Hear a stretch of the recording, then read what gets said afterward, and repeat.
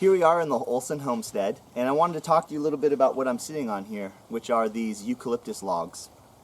Here in Northern California, lots of eucalyptus stands have been planted all over the place as windbreaks, and way back in the day, they were actually planted for ship masts. And we have some of the old stands here in coastal California that were actually planted for reusable ship masts from the colonial age when large ships were coming into the coastal waters.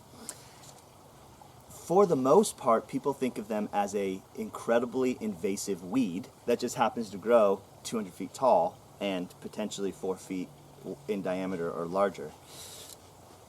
So most of the time people want them to take them out and consider it almost like a garbage material.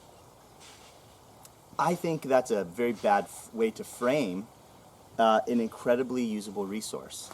So a year ago when we came into this homestead, about 50% of our back homestead garden was covered in large 40-year-old eucalyptus trees. As some may know, not a lot of plants like to grow under eucalyptus, so it's not the most agriculturally desired tree to have in your homestead gardens. But I saw it as something different.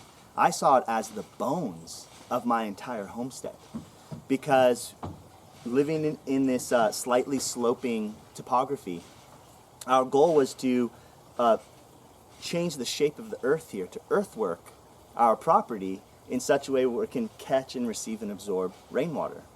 And in doing that, we built a series of terraces and a series of swale systems. So as we dig these terraces, we're creating these sort of cliffs, these ledges, and we had this wonderful opportunity where we could use what is often considered as a problem and turn it into this amazing resource. So we harvested the eucalyptus to make way for our homestead, and we've reused all of that material. Not a single log has left the site, and we built all of our retaining walls as using this eucalyptus material. Now, one of the wonderful things about this is that it has anti-rot properties, and this will last for 30 to 40 years. That's how long this stability of these terraces will last. From another point of view, economic point of view, if we were to buy rock material to build the amount of terraces and retaining wall systems that we have here, I've approximated it'd be about $20,000 in rock to build these same exact walls. So instead of spending that $20,000 in rock material, we harvested an on-site resource which is coppicable, which is fast-growing, which is a very good fuel source, and we've used it to create the bones of our garden, to retain our terraces so we can catch water. And the other beautiful thing is that every one of these little cracks between the logs provides wonderful home for lizards, salamanders, and snakes. So we've actually created an entire habitat system at the same time that we're retaining our terraces. Now additionally, there's children that live here, and every single one of these eucalyptus terrace walls become fun, playful pathways and climbing structures for the children. And we have different levels, so as they walk around, they get to go to higher levels and lower levels and jump on and off the system. Additionally, we have classes and workshops here, and every one of these terrace walls is a sitting area or a bench. So in a way, we actually created a little bit of an amphitheater in here while retaining our terraces, creating wildlife habitat, harvesting an on-site resource and reusing it here.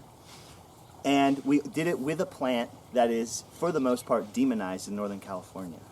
And this is the frame that we want to flip, which is to work within nature, to work within the resources that are being provided to us, whatever they may be on our site.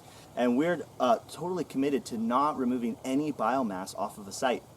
And it just turns out that here in Northern California, so many properties have these huge eucalyptus stands, and I've had the opportunity to build a lot of eucalyptus-based retaining wall systems and contour log swale systems reusing this demonized material. So in permaculture, we like to say the problem is the solution. And here, it's actually more than one solution. It's like 5 solutions.